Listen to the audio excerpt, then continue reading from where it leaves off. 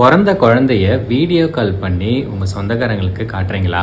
நீங்கள் கண்டிப்பாக ஃபாலோ பண்ண வேண்டிய 3 விஷயத்தை நான் சொல்கிறேன், நோட் பண்ணிக்கோங்க. ஃபஸ்ட்டு, குழந்தைய நீங்கள் வீடியோ காலில் காமிக்கும்போது ஃப்ரண்ட் கேமராவில் காமிக்கக்கூடாது. குழந்தை இந்த மாதிரி படுத்திருக்காங்க, நீங்கள் வீடியோ கால் பண்ணி இந்த மாதிரி ஃப்ரண்ட்டில் காமிக்கிறீங்க அப்படின்னா என்ன ஆகுனா, குழந்தைக்கு இந்த ஃப்ரண்ட்டில் இருக்கிற அந்த ஸ்க்ரீனில் இருக்கிற ப்ளூ லைட்னால கண்ணில் ஸ்ட்ரெயின் வரும். இந்த ப்ளூ லைட் எக்ஸ்போஷர்னால குழந்தையோட ஸ்லீப் டிஸ்டர்ப் ஆகும். விஷன்மே பார்த்தீங்கன்னா அந்தளவுக்கு இம்ப்ரூவ் ஆகிருக்காது, கொஞ்சம் மங்களாக தான் தெரியும்.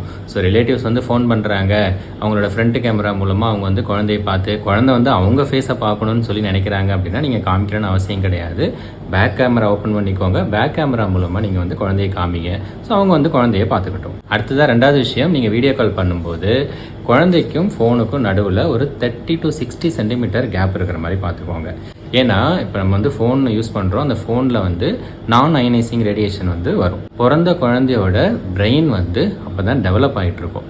ஸோ அதனால் என்ன எஃபெக்ட் ஆகுன்றது இது வரைக்கும் சயின்டிஃபிக்காக நிரூபிக்கப்படலை.